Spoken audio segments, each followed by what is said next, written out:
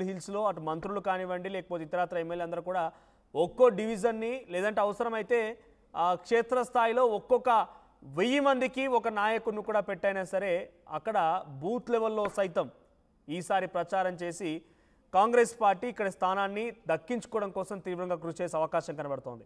మరోవైపు BRS party కూడా 500 మంది ఓట్లకి ఒక నాయకుడి చొప్పున ఆ స్థాయిలో ప్రచార తీరుతలను చేస్తున్నారు.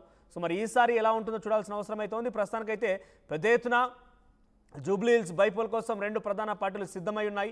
ఇక నవీన్ యాదవ్ విషయంలో కూడా అనేక రకాలుగా ట్రోలింగ్స్ జరుగుతున్నాయి. సోషల్ మీడియా పైన చాలా పెద్ద ఎత్తున రౌడీ షీటర్ అని లేకపోతే తన తండ్రి రౌడీ షీటర్ అని రకరకాల వార్తలు వస్తున్న నేపథ్యంలో తన చుట్టూ కొంతమంది యూత్ ఎవరైతే ఉంటారో వారందరినీ కూడా ఈ ఎన్నికలు అయిపోయేంత వరకు నాకు కొంచెం దూరంగా ఉండండి, పబ్లిక్తో కనెక్టివిటీలో ఉండాలని చెప్పి రకంగా ఆయన ఆదేశించి వారందరినీ కొన్ని రోజుల పాటుగా సైలెంట్ చేసినట్టు తెలుస్తోంది. నవీన్ యాదవ్ గ్రౌండ్లోకి వెళ్ళడానికి అంతా సిద్ధం చేసుకున్నారు.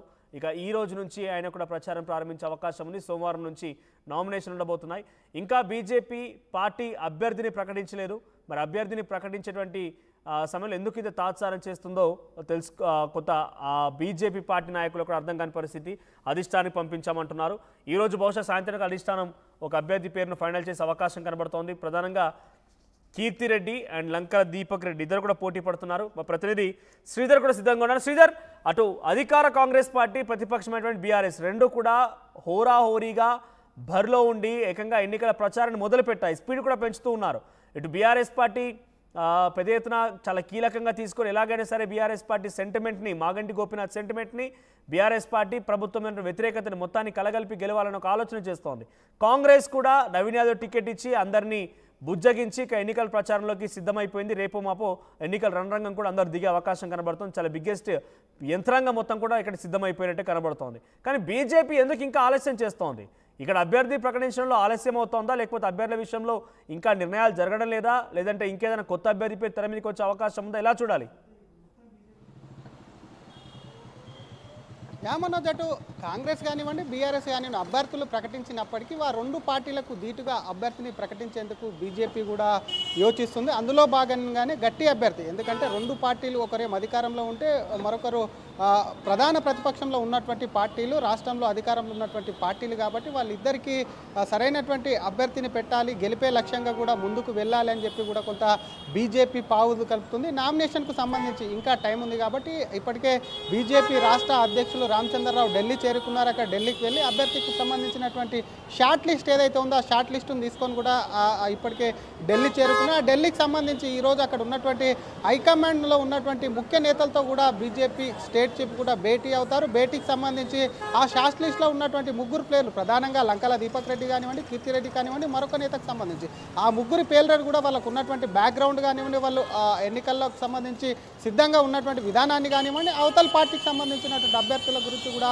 పూర్తిగా వివరిస్తారు. అనంతరం అందులో నుంచి ఒక అభ్యర్థిని కూడా సెలెక్ట్ చేస్తారు. అదంతా కూడా ప్రక్రియ రేపు జరిగేటువంటి అవకాశం ఉంది. ఎందుకంటే రేపు పార్లమెంటరీ బోర్డు సమావేశం ఉంది, ఎన్నికల కమిటీ మీటింగ్ ఉంది కాబట్టి రేపు అక్కడ బీజేపీ అభ్యర్థి దాదాపుగా ఫైనల్ అయిపోయి కేవలము బీజేపీ ఒకటే కాదు, 8 రాష్ట్ర ఇక్కడ ఉన్నటువంటి జూబ్లీ ఉప ఎన్నిక ఒకటే కాదు, 8 రాష్ట్రాలకు సంబంధించి కూడా ఉప ఎన్నికలు ఉన్నాయి, వాటికి చర్చిస్తారు. బీహార్లో జనరల్ ఎలక్షన్ ఉంది, వాటన్నిటి కూడా పార్లమెంట్ బోర్డులో చర్చించిన అనంతరం కూడా ఇటు బీజేపీ అభ్యర్థిని ప్రకటిస్తారు. ఎందుకంటే కాంగ్రెస్ ప్రకటించింది, బీఆర్ఎస్ ప్రకటించిందని కొంత బీజేపీపై ఒత్తిడి పెరిగినప్పటికీ బీజేపీ గ్రౌండ్ వర్క్ అయితే చేసుకుంటూ వెళ్తుంది. వాళ్ళు మీటింగ్లు ఇప్పటికే రివ్యూ మీటింగ్లు పెట్టి ఆ మీటింగ్లకు సంబంధించి ఆ మీటింగ్లో ప్రధానంగా కూడా ఒకవైపు కూడా ఎలా ముందుకెళ్ళాలి, కాంగ్రెస్ ఏ విధంగా వెళ్తుంది, వాళ్ళు ఏ విధమైనటువంటి సర్వేలు చేసుకుంది, అటు బీఆర్ఎస్ సింపతి కానివ్వండి, కాంగ్రెస్ సంబంధించిన అభ్యర్థి పైన గతంలో ఎంఐఎం నుంచి పోటీ చేశారు కాబట్టి ఆయన ఆ కుటుంబానికి సంబంధించినటువంటి నేపథ్యం ఏదైతే ఉందో రౌడీ షీట్లకు సంబంధించినటువంటి నేపథ్యం కానివ్వండి, ఎంఐఎంను టార్గెట్ చేయాలి, అటు కాంగ్రెస్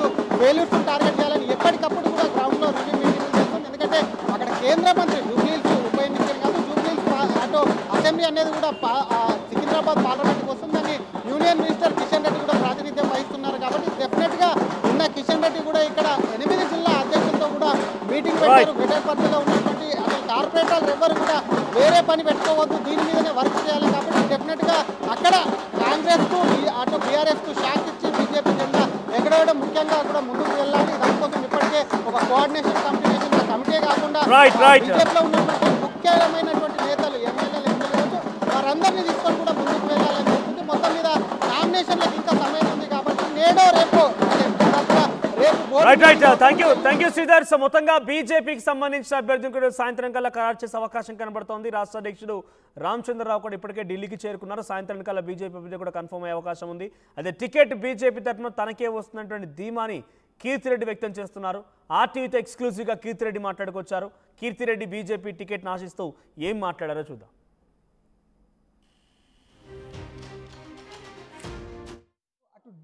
టికెట్ ఆశిస్తున్నటువంటి జూటూరు కీర్తిరెడ్డి ఉన్నారు. అసలు టికెట్కు సంబంధించి అడిగారా, అసలు టికెట్ రేస్లో ఉన్నారని ఒక్కసారి విషయాలు ఆమెనే అడిగి తెలుసుకుందాం. మేడం, దాదాపుగా ఈరోజు రేపు టికెట్ అనౌన్స్ చేస్తారంటారు. రెండు పార్టీలకు సంబంధించిన టికెట్లు కూడా అయిపోయినాయి. ఎలా మీరు టికెట్ ఆశిస్తున్నారా, అడుగుతున్నారా? తప్పకుండా అందరు ఆశావాహుల్లాగా నేను కూడా ఆశిస్తున్నాను. టికెట్ ఆశిస్తున్నారు, ఏమైనా ప్రయత్నాలు చేస్తున్నారా? ఎందుకంటే బయట నుంచి వస్తారు పార్టీకి సంబంధించి అది ఇది అని. ఏంటి అసలు కీర్తిరెడ్డికి సంబంధించి ఆశిస్తుంది ఓకే, కానీ మీకున్నటువంటి అర్హతలు ఏంటంటే ఏం చెప్తారు? సో ప్రయత్నాలు అందరూ ప్రయత్నాలు చేస్తారు. సో మేము పని చూపించే ప్రయత్నం చేయాలా. సో అలాగే చేస్తున్నాము. చూద్దాం ఏమవుతుందో. అవతల మహిళా క్యాండిడేట్ కాబట్టి మహిళకి ఇస్తే బాగుంటుందని కూడా ముందర అనుకున్నాము అని చెప్పాము. బట్ ఎవరికి ఇచ్చినా మా అధిష్టానం నిర్ణయం ప్రకారం మేము పనిచేయడానికి సిద్ధంగా ఉన్నాం. సంతోషంగా పనిచేస్తాం. ఒక పక్క కాంగ్రెస్, అటు బీఆర్ఎస్ మహిళకి ఇస్తే కాంగ్రెస్ మాత్రం అక్కడ ఉన్నటువంటి బీసీకి ఇచ్చింది. బీజేపీలో కూడా కొంత బీసీకి ఇవ్వాలి అని చెప్పి చర్చ జరుగుతుంది. దాని మీద ఏమంటారు? అది పేరుకు బీసీకే కానీ ఆ ఓటు మాత్రం ఎంఐఎంకి వేసినట్టే. ఆయన ఫస్ట్ సీటు కన్ఫర్మేషన్ అవుతానే ఫస్ట్ వెళ్ళి కలిసింది అసదుద్దీన్ ఓవైసీ గారిని. సో దాన్ని బట్టి మీరు అర్థం చేసుకోవాలా. మీరు వేసే ఓటు వేసేది ఎంఐఎంకే పోతుంది, అది కాంగ్రెస్కి కాదు. ప్రజలు ఆలోచించి ఓటు వేయాలి. తరచుగా మీ నాయకులను కలుస్తున్నట్టున్నారు, ఏమన్నారు మేడం? అసలు మీకు ఏదైనా హామీ ఇచ్చారా టికెట్ కోసం? అలా హామీ ఇవ్వరు. లాస్ట్ వరకు మాకు కూడా సస్పెన్సే అది. బట్ ఏదున్నా సంతోషంగా పనిచేస్తాం. ఏం చెప్తూ ఎన్నికలకు వెళ్తారు? ఎందుకంటే జూటూరు కీర్తిరెడ్డి గారు బీజేపీకి సంబంధించిన అనుకూలతలా, లేకపోతే ఒకవేళ టికెట్ వస్తే ప్రతిపక్ష పార్టీల యొక్క ఫెయిల్యూర్స్ మీద? అనుకూలతలు డెఫినెట్గా బీజేపీ పార్టీ సెంట్రల్లో ఉంది. ఎన్నో సెంట్రల్ ఫండ్స్ తీసుకొచ్చి మేము ఎలా పనిచేసామో అది చెప్పే వెళ్ళాలి. అలా అని 10 years వాళ్ళు రాష్ట్రాన్ని ఎలా నాశనం చేసి వెళ్ళారు. ప్రత్యేకంగా ఆ కాన్స్టిట్యున్సీకి ఏం పని జరగలేదు. అలా చూస్తే కాంగ్రెస్ కూడా ఈ 2 ఏళ్లలో వాళ్ళ ఫెయిలియర్స్, ఒక 2500 రూపీస్ ఇస్తాను మహిళకి ఇస్తానన్న దగ్గర నుంచి, ఓల్డ్ ఏజ్ పెన్షన్ దగ్గర నుంచి, ఏ ఆస్పెక్ట్ తీసుకున్న మహిళకి కళ్యాణ లక్ష్మి అదే తులం బంగారం నుంచి అన్ని ఫెయిలియర్సే వాళ్ళవి. సో అవన్నీ 2 ఏళ్లలో ఇంత ఫెయిలియర్. ప్రభుత్వ ఉద్యోగులకు సరైన జీతాలు రావట్లేదు, ఫీజు రీయింబర్స్మెంట్ రావట్లేదు. అలా ఏ ఆస్పెక్ట్ చూసినా అన్ని హెల్త్, ఎడ్యుకేషన్ ఫెయిలియర్, అన్ని ఆస్పెక్ట్స్లో వాళ్ళు ఫెయిలియర్. ఇవన్నీ చెప్పే పోవాలి. ఇంకా వాళ్ళకి ప్రజలకే తెలుసు, మేము చెప్పక్కర్లే, ప్రజలే చెప్తున్నారు. టికెట్ ఇస్తే ఎంత మెజార్టీతో గెలుస్తారు మేడం?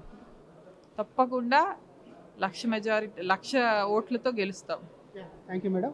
ఇది అసలు జూబ్లీహిల్స్కు సంబంధించి కూడా టికెట్ ఆశించడం కాదు, డెఫినెట్గా టికెట్కు సంబంధించి తను కూడా అడుగుతున్నాను. టికెట్ ఎవరికి వచ్చినా సరే పనిచేసేందుకు సిద్ధంగా ఉన్నాను. తనకు ఒకవేళ టికెట్ కేటాయిస్తే ప్రస్తుత పరిస్థితులను కూడా జనాల్లోకి తీసుకెళ్తాను. బీజేపీ చేస్తున్నటువంటి అభివృద్ధి కానివ్వండి, ఇతర పార్టీలు చేస్తున్నటువంటి మోసాలను ఎండగట్టి భారీ మెజార్టీతో గెలుస్తానని చెప్పి కూడా అటు ఆ జూబ్లీహిల్స్ టికెట్ ఆశిస్తున్నటువంటి జూటూరు కీర్తిరెడ్డి ధీమా వ్యక్తం చేస్తున్నారు. కెమెరామ్యాన్ గజపతితో శ్రీధర్, ఆర్టీవీ, హైదరాబాద్.